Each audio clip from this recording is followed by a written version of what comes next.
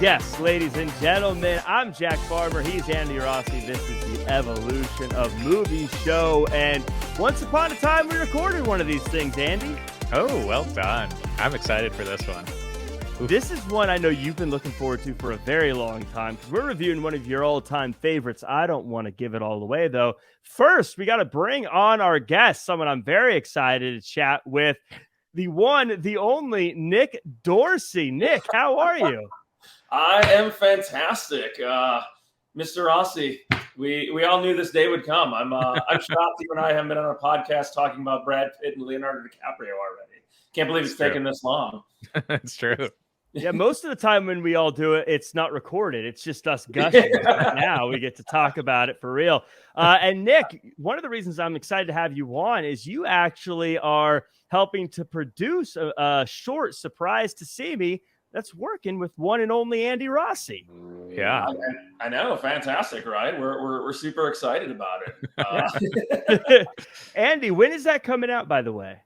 In the editing process as we speak, so we shall see. Probably next 6 months or so, hopefully. I host a movie review show. No idea how long it takes. It's like, hey, I started writing this movie. I'm like, cool. Is it coming out next week? When is it done? Editing takes so long, man. It's crazy. So we shall see. My feature, just to give you an idea, we shot it July 2019. I released it like August of 2021. So about 2 years it took.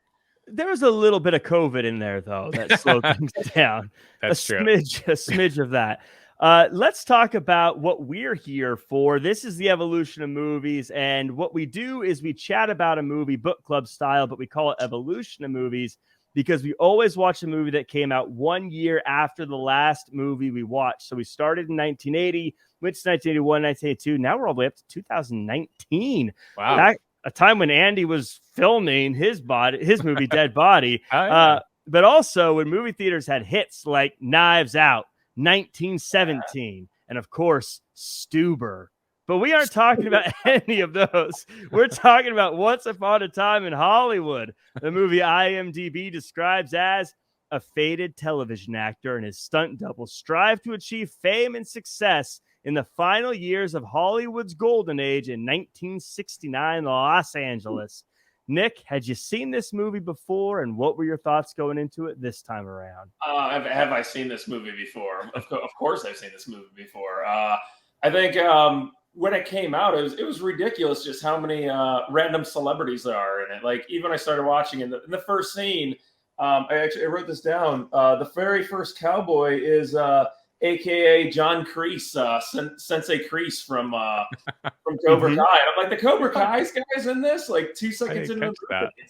This movie has everybody. I don't know anybody who's not in the movie. Well, us. Yeah, I had a small scene, but Jack, was your picture in the background? My picture was in the background. Look at that handsome devil.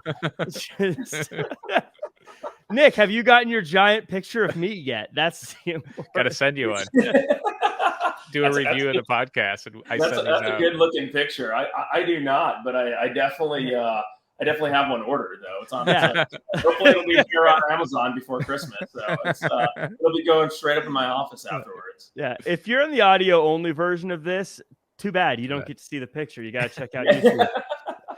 So this is a movie that I definitely was, I saw it in theaters and I liked it. I had some thoughts about it. I thought it was a little long. I'm going to be honest with you. Anytime it goes over 2 hours, I'm like, come on now, wrap it up. But, I have some thoughts about it this time around. I thought I viewed it differently and I thought it was very interesting.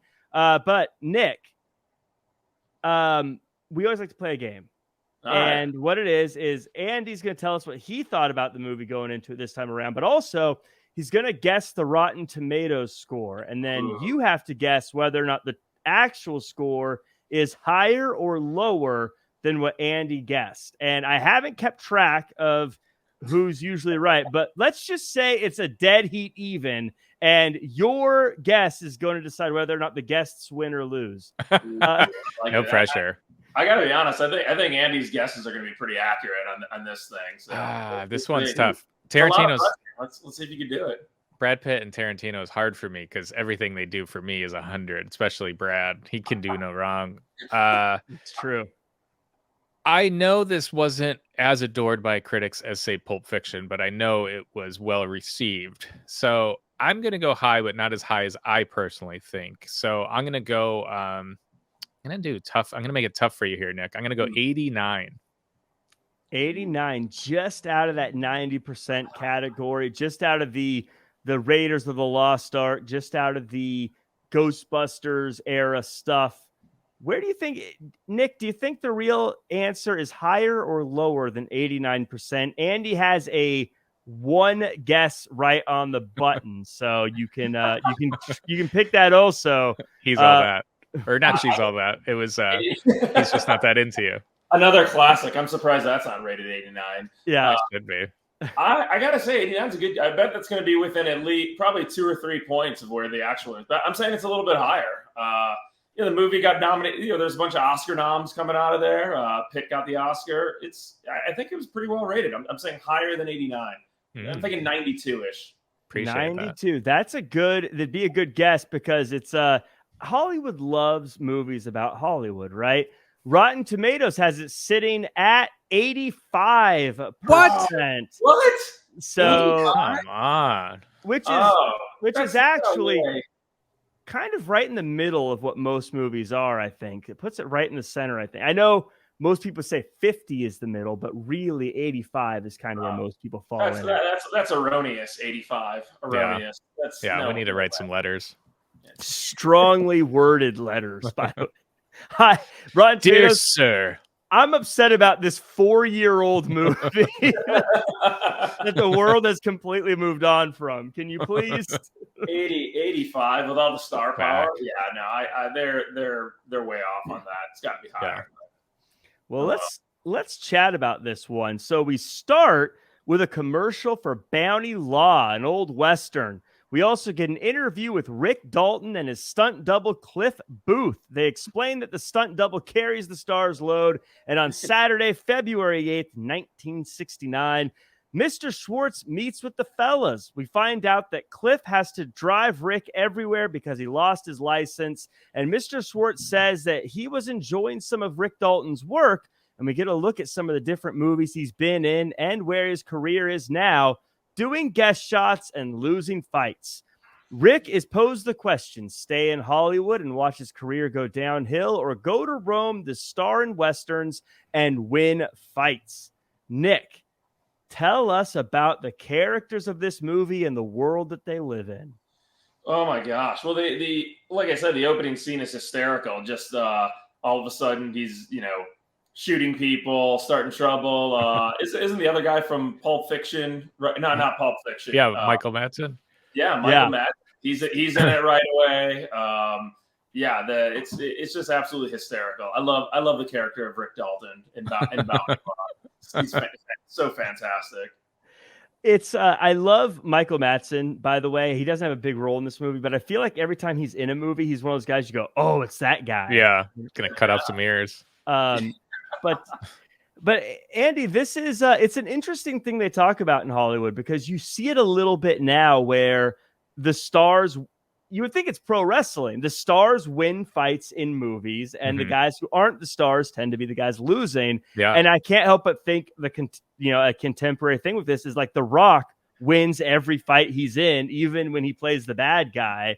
And you have to imagine there's a little bit of that they're alluding to in this. Makes so much sense. Yeah. You want to see what would Van Damme be if he was losing all his fights at the end? He's always winning against the bad guy in the end. I disagree with you, Jack, when you said this movie's too long. I think it's too short, because I want to see him in the movie where he's saying, what does he say? Fried sauerkraut, when they show DiCaprio with the fire torch. And then they show him dancing the Green Door song. Like, I want to see that. So I want to go see more of Rick Dalton. But that beginning scene, oh my goodness, just throws you right into the 1969, right? Yeah. Just the way everything looks, their wardrobe, the interview, and it gets you knowing who the characters are right in the beginning, because what does Cliff Booth say? He says, "Yeah, I carry his load," or so. It's just funny. Sounds You're about just like, right. Sounds about right. yeah, just these guys, their relationship, you get it right away, and you get the era right away. It's just, I love it. That's where I said I have different feelings about it. Now, Andy, something I harp on a lot. Once you go over 2 hours, every second's got to matter, or I'm going to get crabby. This was a weird one in that case, especially because there's truth to this movie. I don't know the real life story enough to know where things changed versus where they were real. But because obviously for anyone who doesn't know, this is like, I don't know, what does Quentin Tarantino call like his revenge series where it's like he changes time? Yeah, kind of like he did with Inglourious Bastards, how they killed Hitler. I won't reveal too much, but you kind of that was kind of the end. Well, no, I mean the Sharon Tate stuff. It's such a recent movie. If they might spoil it for the people who haven't seen it. It just came out. But this was a movie. I think a lot of the stuff that otherwise would have been, you would have said you didn't need that. It did help create the world. Like I do feel like it helped me fall into this world. So I'm that's why I said at the top, I don't know. Did feel long, but there was a lot of stuff that I felt like you needed to have in order to lose yourself in this 1969 LA world with these characters. And if you didn't know that Sharon Tate was a real person and had a real story, real, sad story, then I don't think this movie hits you as well at the end.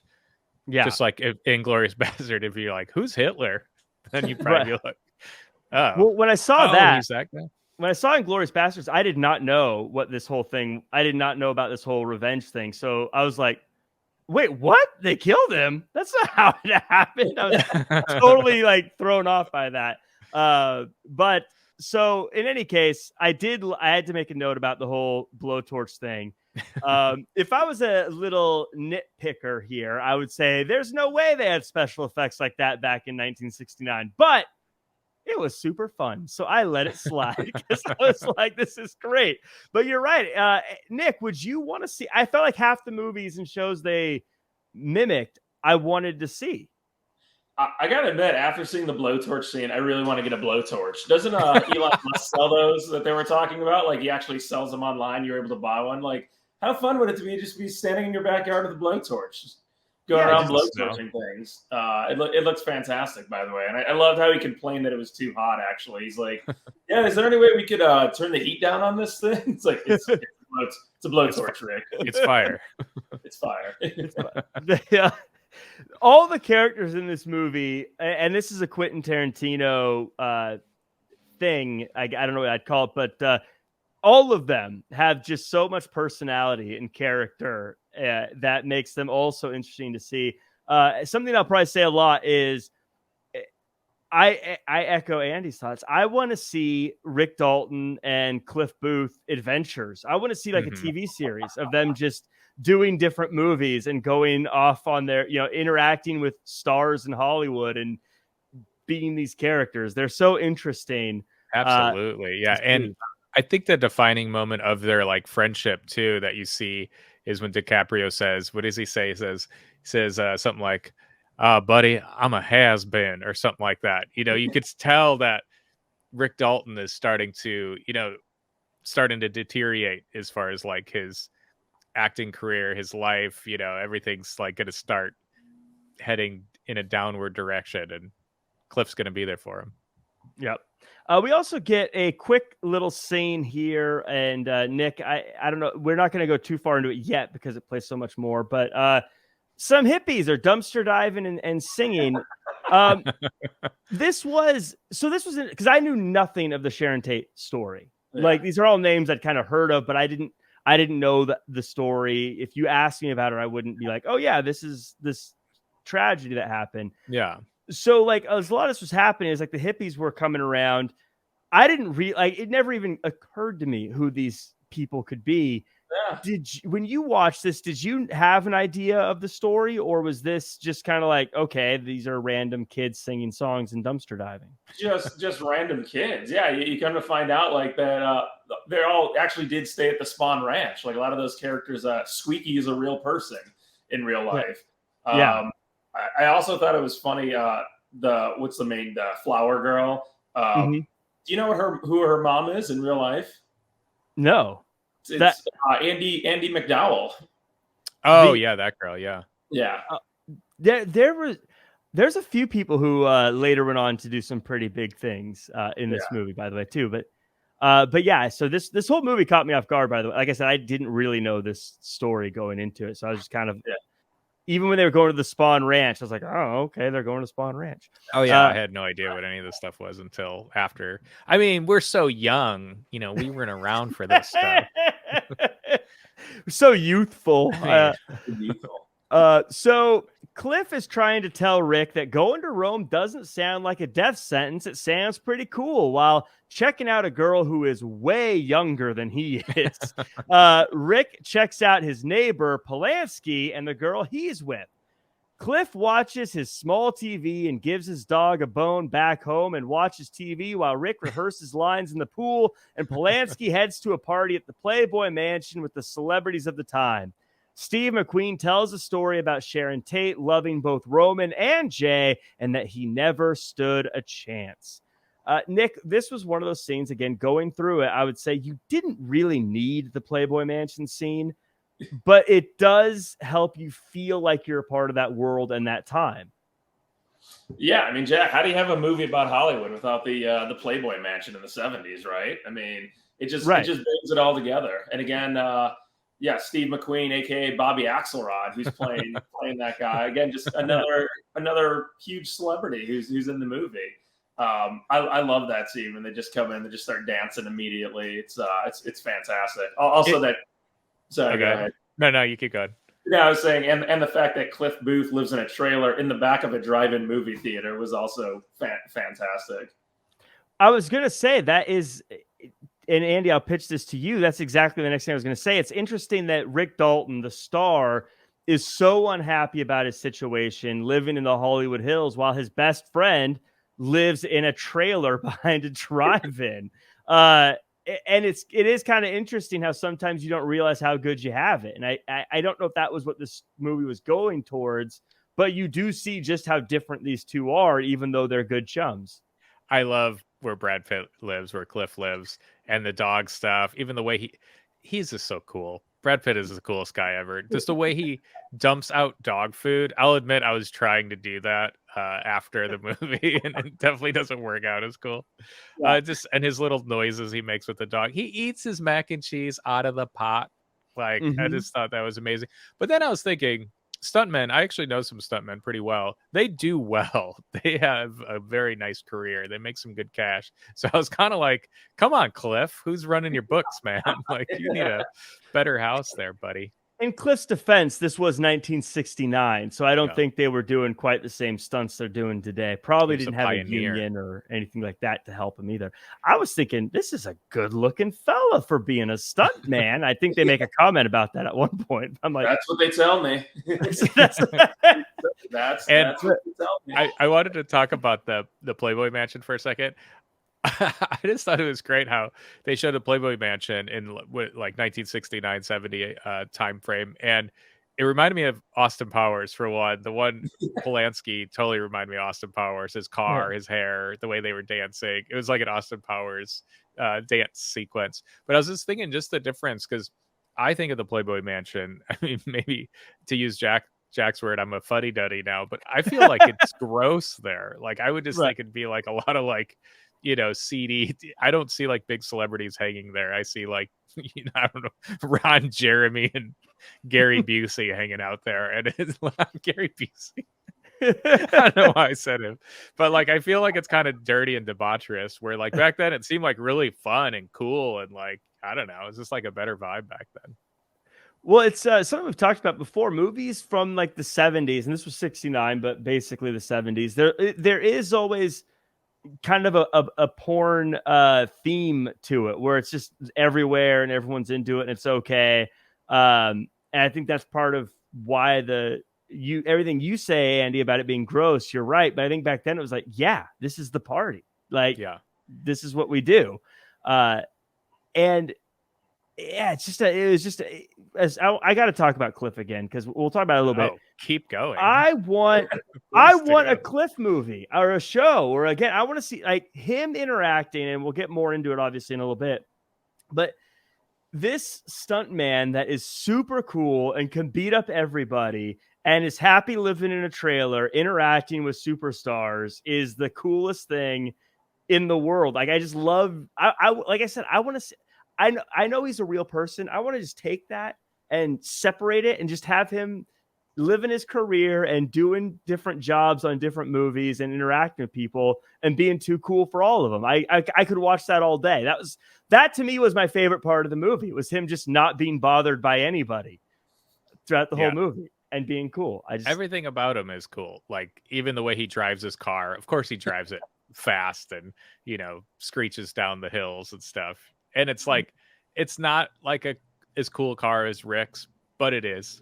It suits him well. Like it's convertible. It's still cool. And even though, and we talked about this when we did a movie, the movie with him and Robert Redford in it, where Spy Game, yes, where his style is totally out of style today, but he still looks so cool. Like if you rocked his look today, you'd be like, yeah, no. If he rocked that look, you'd say that's so cool. If I rocked it, people would be like, what is this idiot doing? Why is he dressed like that? But something about being the most handsome man to ever live. I guess Brad Pitt can pull it off.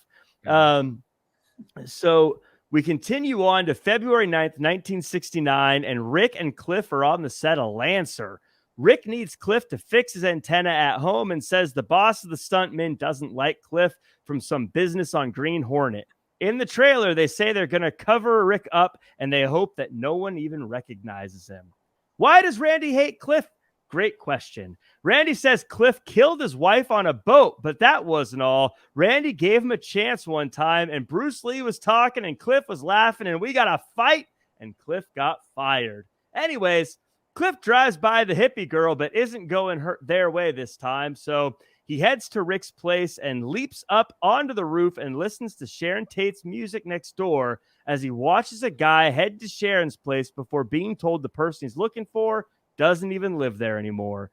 Back on set, Rick chats with Marabella, who is a very serious actor, and they share stories of the books they are reading. Nick, I did not realize until the end of the second time I watched this movie that the guy that moseyed on up to this house was Charles Manson. It didn't even connect with me until like the second time. I was like, that's who that guy was. Well, it didn't make sense at first because you're like, yeah, who's this weird dude? And they're like, oh yeah, that's Charles Manson. Also, I thoroughly enjoyed the fact how Cliff jumps onto the roof, how he jumps onto the fence, then onto the roof, all in like 2 seconds. Even his jumping onto the roof is cool and amazing. It's like a little Spider-Man. Yeah. He makes it look so you think it was Pitt, or do you think that was his stunt man? I bet that was him. He could do it. Of course. Yeah, actually, because he probably has a stuntman, and the stuntman's probably watching this going like, you think we live in trailers and like eat macaroni and cheese every day? That's kind of condescending to us. And then Brad Pitt's like, yeah, it kind of is. Go jump on the roof. And can we just talk about, once he gets on that roof, whose brilliant idea was it to say, hey, Brad, we're going to take that again. This time, I don't know, maybe lose the shirt? Or do you think he suggested it? Hey, guys, do you think maybe I should lose the shirt on this one? I think he improv'd it. I think it's just like, because there's no reason. I mean, there is, but there isn't. I gotta admit, when I was watching it the other day, as he took his shirt off, I Googled how old is Brad Pitt because I wanted to know. I'm like, wait a minute. I'm like, how's this guy still so freaking ripped? And then it came up 59 years old. So what, it was 3 years ago. So he's probably 55, 56 when he's shooting that. It's how many 55-year-olds still look like that? It's disgusting. There's got to be like, I don't know. He's got to be like draining the life force out of someone else to keep his body somehow. I don't know. I don't know how it works. I don't know. That'd explain a lot. But I don't know how it works. But there's no natural way you look that good at that age. I mean, that guy, if you told me he was like 40, I'd believe you. Yeah. In fact, if you showed me just the body and you told me he was like 32, I'd be like, yeah, of course. Yeah, there's a healthy 32-year-old. That whole scene though with him in the flashback, oh my gosh, I love that scene because you have him take off his shirt, great, and then like you have him like flashback, and I'll get to the flashback in a second, but then they cut back to him, and then he just goes, fair enough. Yeah. After he like goes through it in his head. But great cameo. Nick, you were talking about cameos. Kurt Russell. I know where you're going about that. Yeah, Kurt Russell. Well, also, do you know who the woman who plays his wife, who he murdered, was? I didn't. Who was that? Ooh, I'll give you a hint. Back in the 90s, she did a lot of commercials for a skincare company. Was that Molly Sims? Is that who that was? No, it was the Noxzema girl. Oh, that was Rebecca Gayheart. It was Rebecca Gayheart. I was like, good for Rebecca Gayheart. I haven't seen her in anything in 20 years, and she's Brad Pitt's wife who's about to get murdered on the boat. I was like, they got Noxzema girl for that part. I'm like, good for her. They do such a good job of that too, because they just leave like his spear pointing at her, but you'd actually never see it. I was gonna say, I love that they don't actually answer the question about whether or not he killed his wife or if it was an accident. But also, I didn't know that about the Noxzema thing, but they do play a Noxzema commercial later in the movie when he goes into the Spawn Ranch house. It's playing in the background. Wow. So I wonder if that's a double wink and nod. But this, I think one of the scenes that steals the movie is the Bruce Lee scene. I think we all would agree with that. And I love just the, hey, who is that guy or whatever? He's like, yeah, he killed his wife and got away with it. This guy? It's like, yeah, that guy. Oh. And then they fight, and it's just, again, I like that they don't give a winner because I'm sure that no one knows how that really went. And I like they play to that. But seeing him fight Bruce Lee, again, Nick, this is one of those things. I want to see more of Cliff just having a terrible career, but very entertaining to watch. I wanted to see who won that fight. I love how he throws him into the car, and then Kurt Russell's wife comes in and starts screaming about the car. It's so great. What happened to it? Well, I threw this little bastard into it. It's great too, though. Like, I mean, I totally respect Bruce Lee. I love Bruce Lee movies, but I mean, he was an actor, so I think his family wasn't too happy with the way they portrayed him. But going back to my boy Van Damme. Not sure how well he can do in a real fighting situation. He can fight great on film. So I thought it was kind of fun to be like, maybe Bruce Lee wasn't quite as strong fighter as we thought. This is a little bit more serious, but one thing I do want to touch on is Rick reading the book next to Marabella and how he is reading a book about a cowboy who is a Bronco buster, but he's not as good as he used to be, and how he's, to quote the movie, says he's becoming slightly more useless each day. And I don't know if it's because I'm getting older, but like that kind of struck me a little bit, that idea of getting older, not being as good as what you once were. And Andy, this is clearly a parallel to how Rick feels about his life. This scene is so good. This little girl is amazing. She says, her line makes me laugh and like sad every time. Poor easy breezy. Like, this is so cute.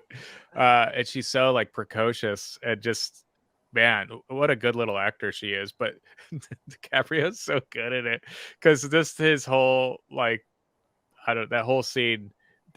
It's interesting too. They shoot it in like kind of like this like wide shot, and they just stay on that the whole time until she says something, until he gets emotional, and then they like zoom in on him. So you really like have like this feeling of like, oh, poor Rick. He's really feeling it right now. But yeah, it definitely resonates for me. That's for sure.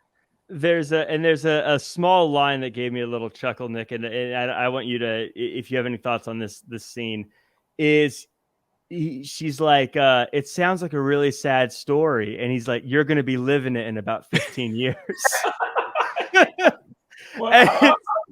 How funny is that? The 40-year-old washed-up actor is giving this advice to the 10-year-old girl and basically being like, enjoy this now. Your life's going to be over in 10 years.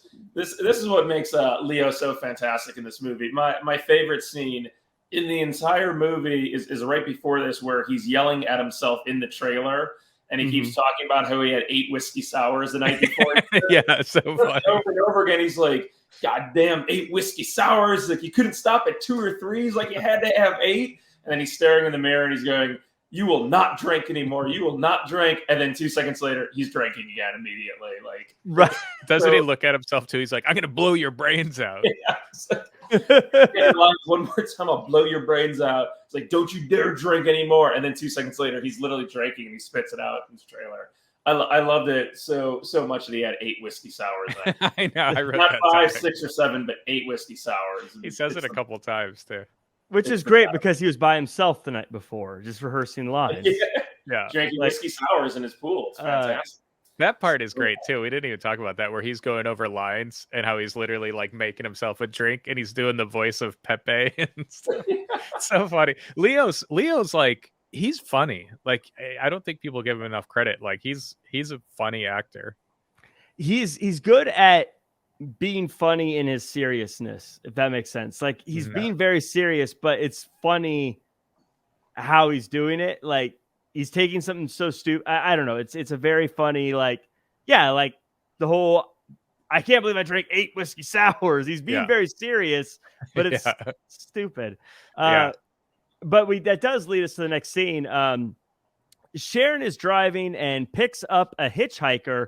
She drops off the hitchhiker and then goes to pick up a book, then goes to see her own movie and wants to get in for free, even though no one recognizes her. The audience seems to like her performance, though. On set, Rick is chatting with James Stacy about almost getting the part in The Great Escape before the scene is filmed, and it's the one Rick was practicing, and there's some bumps in the road, but they get it done. But Rick is unhappy about his performance and says to himself he'll kill himself if he doesn't start getting his lines right.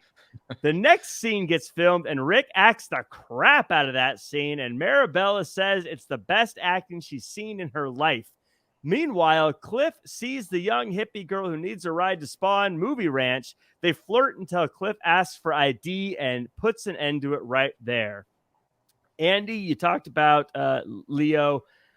Leo, this scene where with Luke Perry in it, I had to write, Leo had to act the hell out of a scene as an actor acting the hell out of a scene, followed by tearing up and acting the hell out of a scene that just needs to have the hell acted out of it. It was like a peeled onion of acting in this scene. It was actually like very incredible to see. Yeah, and my favorite character in this movie is Cliff Booth. I will admit, I'm a Brad Pitt fanboy, but Leo deserves every award for this performance, especially that performance is crazy, just the way you're just saying. And yeah, we get a nice cameo from Luke Perry. We get Timothy Oliphant. There's, like Nick was saying, these people keep popping in, and the stuff with Rick Dalton as the Steve McQueen character in The Great Escape was pretty funny. How he's just like, no, never had a chance. And then they just show, and that looks great. It's kind of like back in like Forrest Gump when they would like insert him in like with Kennedy and stuff. It looked like Leo was kind of in the scene. It was funny. Yeah, it was this makes me want to go back and look in to see how accurate some of this stuff was. I'm sure there's some truth to it. I don't imagine they would just throw that in there for the sake of throwing it in there. But I broke this scene out, Nick, because I feel like, Leonardo DiCaprio absolutely crushes this scene. I feel like there are so many levels to what he's doing in acting. I'm not an actor. I'm not going to pretend I know everything that goes into it, but just the layers of what this character and what this scene had to have was incredible. Yeah, Jack, it's funny because you could see it at the end when he actually nails it too, how happy he is that he nailed it, and getting the compliment from the girl. It's like, my favorite thing is like he's almost in tears afterwards, right? Like how good he was, and I love at the end of it he goes, "Effing Rick Dalton," like he says his own name, like he nailed it, which is so peak Rick Dalton, right? Like, and also could make a quick comment? How common is it for people to pick up hitchhikers in the 70s? It seems like they're just picking up hitchhikers left and right in the movie. Crazy by today's standards, but like every 2 seconds, they're just like Sharon Tate is a movie star. And she's randomly, "Hey, I'll give you a lift here. You can come follow me." Like Was it that common? It's crazy. Everyone's just picking up hitchhikers left and right. It does seem very strange. I was telling Steph that when I was watching it last night, but then I'm like, there is Uber, which is kind of hitchhiking. Stuber, if you're watching the movie with Batista Ugh. in it. But I thought that with this, I think the big thing, because this was another scene where I was like, I don't know if I needed to see Sharon Tate pick up a hitchhiker. But I think it did some character development of her being sort of a free spirit, a happy, helpful person, kind of built some sympathy for that character. I will say, and this is where listeners may not like what I have to say. Ooh, this is where people, They're gonna love it, Jack. Don't worry. I loved Rick Dalton. I loved Cliff Booth. And I know you needed Sharon Tate in this movie to make the whole thing work, but I wasn't really that interested in her story. Outside of the fact that you need her for the end, I didn't really care about her buying books and going to see her own movie and stuff like that. I was kind of like, I want to get back to seeing Brad Pitt on a rooftop with his shirt off. I mean, agreed. It's funny that we're saying this and it's, we're three men not praising Margot Robbie is in this movie. But yeah, I mean, I agree with you because it doesn't really matter too much to Cliff and Rick, but it kind of does because the ending we get, which we'll talk about, him being allowed to be in that kind of crowd is kind of, what he wanted. So we needed to see her, and Tarantino wanted to include her story. So we needed to see that for the historical element of it. But if it was just like an all fictional story without her in it, I think it still would have been super fun. But the one thing I did like about that scene, though, is when she's watching the performance, it actually is the real Sharon Tate, which I thought was kind of cool. Kind of let her have her moment, or her family see her on screen and all that. So. Right. It was, and look, like I said, I get why she's in there, and I think I agree with you. I agree that it's cool that they're showing her actual scenes, and of course, with everything that really happened, I think it's good that she's in there. I think I just liked Cliff and Rick so much. I just wanted to see more of them. Whenever I was like, I want to see them do their thing. Yeah, it was almost like kind of like two movies or something. And there is one thing that I will say about my hero, Quentin Tarantino. I don't like all the feet stuff. He's got like Margot's dirty feet on the seats, and then later the hippie girl's feet. I don't know. That's like it's gross. 90% of Quentin Tarantino.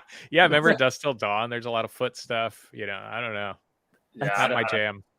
It almost seems like they have her in the movie just for the sake of having like oh, we need to have this beautiful actress in the movie, because like she doesn't really do very much outside of just being beautiful, right? Like she just kind of dances around at the Playboy Mansion. She dances. She dances.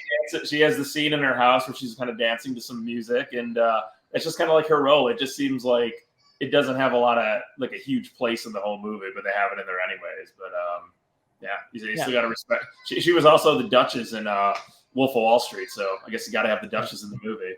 I'll circle back and say that the first time I saw this again, I knew nothing about this story, so it irked me a little bit more than this time around, where now I can kind of see they're trying to build, I think, the sympathy for her, and so that like as you're watching it, you're like, I hope nothing happens to her because she's so nice, she's so charismatic, she's beautiful, she's all these things. I feel terrible if something was going to happen to her. So it does build that little bit of buy-in. But the first time I watched it, with again not knowing the true story, I was like, why are we watching this girl watch her own movie? I don't get it. But and you bring up a good point there too, because even watching this again, I remember the first time I watched it, because I don't know how Sharon Tate died. Like I don't know the story really. I just had heard of it.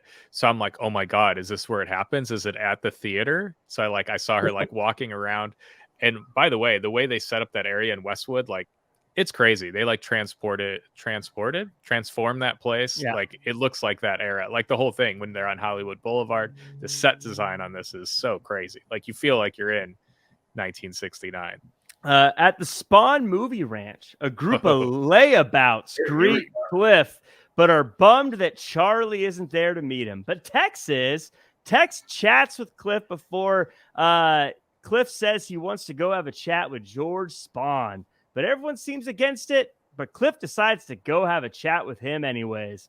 A girl at the door tries to talk Cliff out of seeing George, but Cliff is undeterred, and the girl says George is blind now, which might explain the mess in his house. but George is irritable and seems like he's okay with it. All the kids yell at Cliff and he tries to leave, but Cliff finds a knife in his wheel. So he beats the snot out of a guy until he fixes the wheel. And the girls go to get Tex, but Cliff is on his way out before Tex arrives.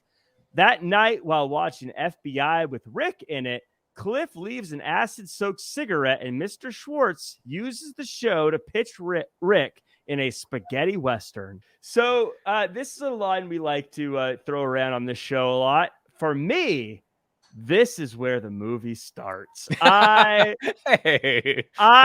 like this. That other stuff was fun, but when he's at the ranch, for me, I was like, oh my God, because this is where I'm starting to realize, oh, this is Charles Manson. There's stakes, big This stakes. is where it's starting to click for me. And he's walking in that creepy house, and Tex is terrifying as like this weird.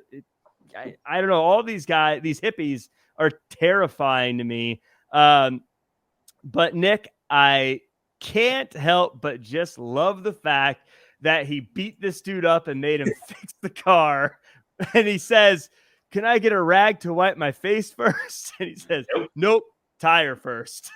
How great was this punch? And in a way, only Brad Pitt can do it. It looks cool. He like punches him, and then the guy flies up in the air like in slow motion and falls down. The Spawn Ranch scene is absolutely fantastic. I don't know what's the better part, is that part or the scene with him and Squeaky, which by the way, I didn't realize a lot of those characters are real people. The girl Squeaky was a real person. Tex was a real person. I kind of like how they weaved in all that, but I loved how she called him Mr. 8 years ago, and he still walks in and she's like, I'm not gonna swear in the pod, but she's like, "Oh, by the way, he's sleeping. I effed his brains out like an hour ago. You're gonna have to wake him up." It's just sweet little Dakota Fanning that says this. Yeah, it's fantastic. I do wonder. It's funny. I feel like they must be so upset. Like, I'm defending these terrible people who kill people, but I'm like, they must be so upset. Like, how are you depicting me like a loser on this movie? But yeah, Andy, this is again one of those scenes where I'm like, I just want to see Cliff walk around and like deal with stuff that happened in Hollywood. Oh my gosh, and there's so much tension. Yeah, I didn't know those are real. Squeaky and all those names. I didn't know those are real names either. I thought they were just for the movie. But when Brad Pitt gets to talk with Spawn, Bruce Dern, that scene is amazing. Like, who are you again? Like, just that role was actually originally written for Burt Reynolds, but he had passed before they got to shoot that. But Bruce Dern does such a great, hilarious job in that scene. It's just so funny because you're very much like, you're like, oh my God, this guy's getting taken advantage of, and then like you realize he's pretty fine with everything. Yeah, because he's got Squeaky who's helping him sleep. But yeah, it's so funny because you expect him to be like, help me, like I'm stuck here, and like that's gonna be where the movie goes. But he's like, no, I'm good. Like, or he's like, you okay with the redhead? He's like, I told you I'm blind. That's true. It's the greatest part about the end of it, where he puts his hand on Cliff's shoulder and he's like, "You've really touched me today by coming here." He's like, "Now leave me alone. I gotta take a nap so I can stay up late and watch Bonanza or whatever." Yeah. And again, just the coolness of Cliff as everyone's yelling at him and flipping him off and stuff. He's just walking to his car, not going fast, not picking up his pace. Just I'm going at my pace. I'm doing my thing. I mean, what balls on him too? Like those Spawn people are terrifying. And if I was in his position and they're like, "No, you shouldn't go talk to him," I'd be like, "Yeah, you're probably right. I'm gonna get out of here." But he's just like, "Nah, I think I'm gonna check it out."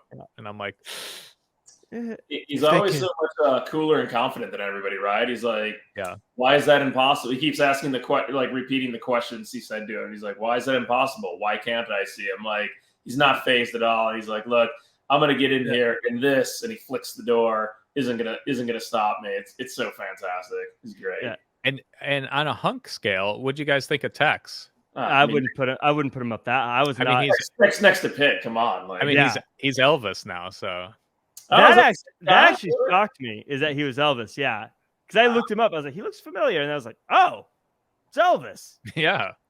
So many random people in this movie, and is it Lena Dunham or whatever? Yeah, she's in it randomly. It's just over and over again, just like all these. Well, who doesn't want to be in a Tarantino film about old Hollywood? I mean, playing famous people. Come on, you know, playing murderers. I mean, when he reached out to me, I was flattered, but I wasn't available. You're busy. So, you had this podcast. I wasn't old enough to play Cliff Booth, so they gave it to somebody. Yeah, you turned down the role of Rick Dalton, right? If I remember correctly. Yeah. I was, I had it, but I was like, you know what? You're gonna have to go with your backup, Leonardo DiCaprio. Yeah, same for me with Cliff Booth. But 6 months later, Rick knocked out a bunch of these westerns and got married to his Italian co-star. Also, Rick thinks he's finished his career, so he's letting Cliff know that this is the end. Rick and Cliff go to El Casa Vega to have a final drink together and get so drunk they have to get a cab back home. Sharon is pregnant now and has 2 friends move in while Roman is out making movies. They go to El Coyote and come back home after some margaritas. They continue to hang out for a bit until some of them start winding down. Cliff takes his dog for a walk and smokes the acid cigarette. The hippies from Spawn Ranch drive up and Rick Dalton rips them a new one. They say Charlie told him to kill everyone, but first they have to nerd out about how Rick Dalton just yelled at them before saying they got to kill the people who taught them to kill on TV. Nick, I have to tell you, one of my all-time favorite things, I think, in any movie, and maybe I say this a lot, but I don't know why, but I just think the greatest thing that has ever happened in cinema is Rick Dalton coming out in a tiny robe with a blender of margarita to yell at the hippie kids in their loud car because it's late in a private road, and then drinking from the blender while cussing them out. It's so... Wait, so... you don't do that normally? You're not walking around in a robe in your house with a blender full of margaritas. It's fantastic. First of all, I don't know if I can't remember. Maybe on a handful of times I could ever remember wearing a robe, but let alone walking around my house in a robe is so fantastic. A short robe, by the way. A short robe, so that if you were to like pick something up, you're seeing everything. Wait, as he says that, I have a picture of Nick in a robe. Right oh my here. gosh, yes. I did. That was what were you saying about not wearing robes? Yeah, what was that? What was that about not wearing a robe? I count on how many. Yeah, that's actually amazing. A few times I've ever worn a robe, and Andy immediately within 30 seconds me wearing a robe. I just Margarita love it. was not pictured, but it was there. I just love how the guy's like, here, let me just turn my car around. He's like, back it up. Drinking his margarita. Which for the record is you know how doesn't he have a picture of himself in his driveway? Like yes. Giant picture. Andy, you have a picture of yourself in your driveway, right? Like when I come to your house, there's just a giant picture of you in the back. No, he has a picture of me. It just, I don't know why. It was so funny. It's like, listen, Chief, get this mechanical a-hole out of here. He was so angry at these guys. It's so perfect though, because that's kind of like the way he was living now. You know, he kind of went to Italy, did all these films. Now he's back. He's got this wife now. Like his life's changed a little bit. He's a little bit more aggressive. He's a little bit more pissed off and aggressive now. Yeah, kind of has a swagger back a little bit, right? Like comes back with his new wife. He's made some westerns. It says he put on 20 pounds from eating all the pasta out there. Like, wow, life was good for Rick. He's made nice little comebacks. Feeling and confident. it's been too long. We haven't talked about Brad Pitt. So he takes the cigarette and he goes, and away we go. I just love that.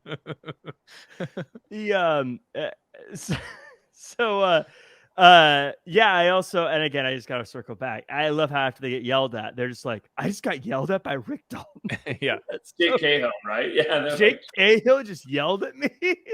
And another cameo there in the car. The girl that freaks out and leaves is Ethan Hawke's daughter, Maya Hawke from Stranger Things.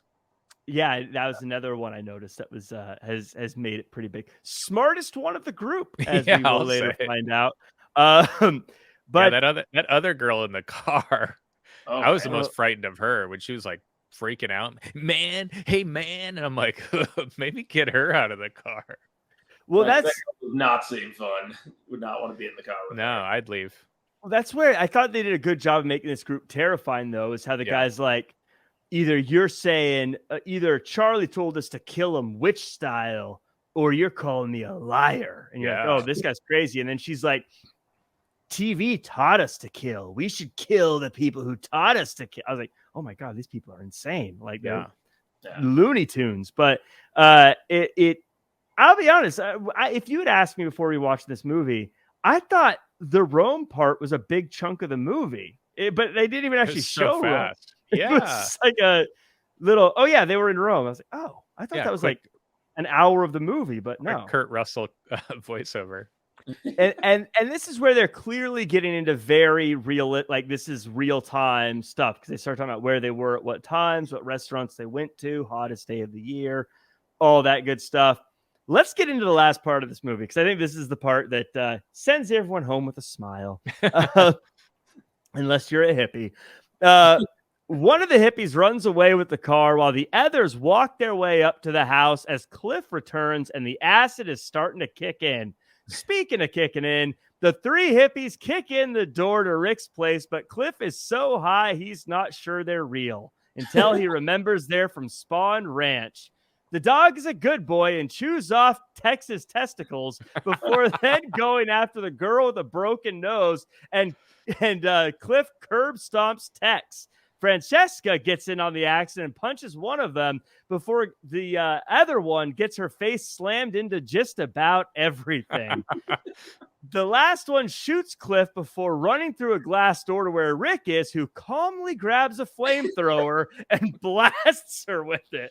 The cops show up, and with that, history has changed, and Rick's neighbors invite him up for drinks. Wow. It sounds quick, right? But this is just one of those awe-inspiring scenes. And Andy, I want to start with you with Tex introducing himself by saying, I'm the devil and I'm here to do devilish things. And Cliff just says, no, it's something dumber than that. Yeah. I'm as real as a donut.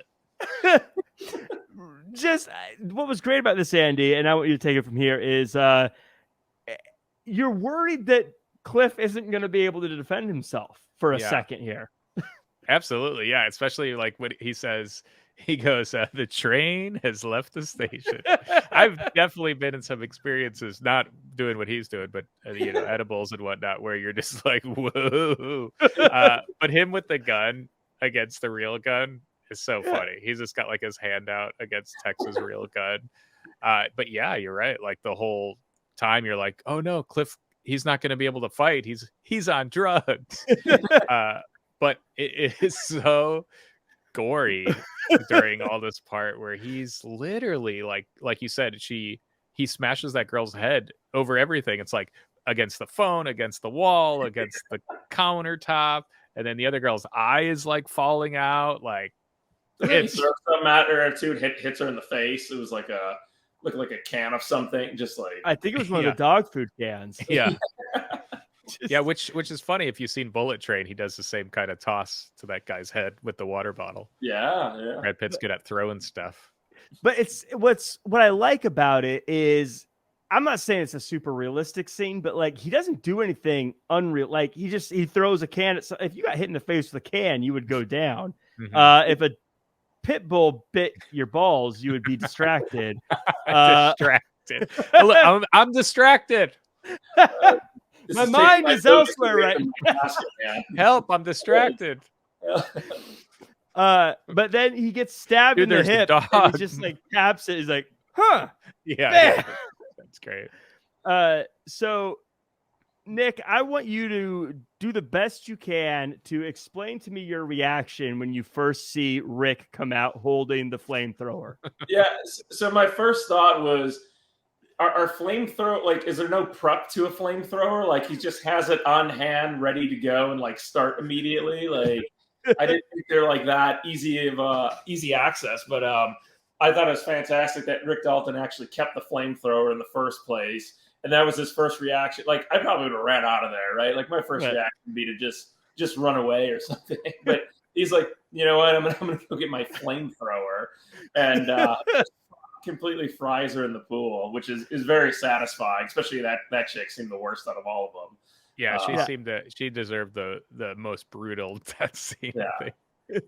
But it's weird. This is the only movie I can think of where I see a very capable person brutally murder 3 very overpowered kids and feel like, yeah, they deserve that. Yeah.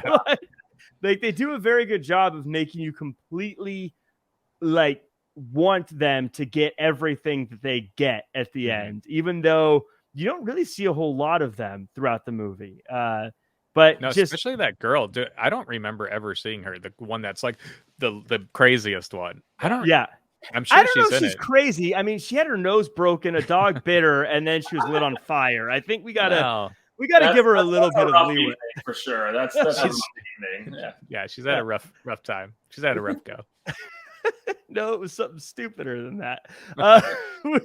And he says, Cliff says, and you were on a horsey. Yeah. This Cliff is just the coolest, and Rick is cool too. It's interesting though when you look at how cool they are. You would think Cliff was the star and Rick was the backup because Rick is insecure and all this other stuff. But his reaction to that girl falling in the pool, Rick's, is so funny. Like it's just like what the trying to piece it together. And like Nick said, probably most people, myself included, would just run out of there, call the cops or something. Instead, he's like, you know what? Got this flamethrower. Well, I got it. No, go ahead, Nick. Isn't that the cool thing about Tarantino? Like some of his movies where I feel like a lot of movies today, like they don't end how you want it to. And it always has kind of like a weird or sad end. Like this gives you everything you want in the ending, right? Kind of like Django at the end where he sort of gets his revenge and like kills everybody. It's fantastic. It ends in the way you would exactly want it to end. It's so satisfying. It's great. Almost as satisfying as a red apple cigarette. Doesn't burn your throat. Tastes like a cigarette should. But Andy, I got a very serious question I got to ask you, and I want you to answer it. It might be a little personal, but I want you to try to be as honest as you can. If 3 people broke into your home and tried to murder you, your dogs, and your wife, and then afterwards you just went to go have drinks with the neighbors, how would your wife react? Not well, Jack. Not well. He was like, yeah, I'll go over for some drinks. I was like, you're just leaving her there? Someone just tried to break in and kill her. You're just gonna... What did he say? She's taking enough Ambien or sleeping pills to sleep for like 3 days or something like that. That's true. He did say that. Yeah. I would never hear the end of it if I did that. Like she's like, yeah, she's fine. I don't know if more people are coming, but that's true. Yeah, he didn't know that. Like, just gonna go have some drinks more with spawns. stars. So that was That's so funny. I never really thought of that. You're kind of just like, oh, good for Rick. Yeah, my friend's in the hospital, and my wife was just almost got attacked, but I'm gonna go by the neighbors and have more frozen margarita. Yeah, I got to meet Austin Powers guy, who wasn't even there. Yeah. So as we wrap this up, this one was. I'll be honest, I enjoyed it a lot more the second time around. I don't know if it was because maybe I knew the story, so I understood what they were doing a little bit more the second time around. I don't know if it was just because I was able to get lost in the world a little bit more. It was a little long, but I'll give it a pass there. I went to Twitter and I asked some folks what they thought about it. Grit Gibson said, personally, I loved it. It's a contender for my favorite film. Xenia said, I find that alternative ending shtick satisfying, and I like the visual aspect a lot. George Hermosa said it was a phenomenal movie. Casey Richards says, love the movie as a time capsule and a love letter to the period. And of course, Howdy Price says, one of my favorites. I watched it every day for a year straight. Wow. And finally, we'll say Greg every Morgan. day? That's what the tweet says. Man, I'm just reading the tweet. wow. And Greg Morgan says, lot of most time. satisfying ending ever when Brad Pitt stomps that dude's face in so badass. I was going to say so satisfied when Brad Pitt took his shirt off. I'd say, yes. I was going to say, was that the guy who saw it every day for a year? Was that Andy Rossi's burn Twitter handle? Yes. Yeah, I was going to say somebody else does. But I honestly, going into it, as I remembered it being long, I was kind of like, okay, I'm gonna have to watch this again. But I enjoyed it a lot more this time around. Maybe it's because, again, I knew the story. But overall, I enjoyed getting to go back and watch this one. Andy, I know it's one of your favorites, but what were your overall thoughts going back on this one? I mean, when I first knew this movie was happening, I was like, this is it for me. It's never going to get better. You got Leo, Brad, Quentin all together. It's like, I don't know how it could be better. If John Stamos made a cameo, maybe that'd probably be the only thing I'd recommend. But yes, I think I remember talking to people about this, and I was definitely a person that was like, you got to see it.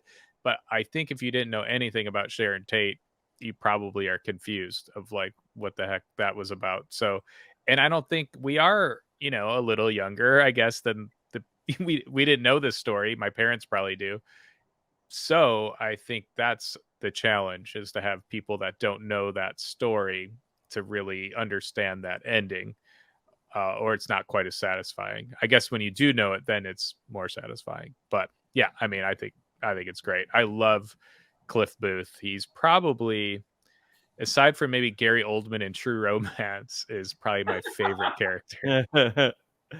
He's a pimp in that one, right? Yeah, Drexel. Yeah, that's right. Okay. But Nick, you get the final say. What overall thoughts on this one now that we've wrapped it up? Yeah, I mean, I think it's peak Leo, right? It's Leo at the top of his powers. Peak Pitt. To put everybody into the same movie at one time is pretty fantastic. I just don't think there's like a lot of boring scenes. Wait, hold on. What is it? Oh God! Oh my gosh! Look at that. How did I not show this off before? What? Right, yeah. I love how he's already swimming in the pool. That's fantastic.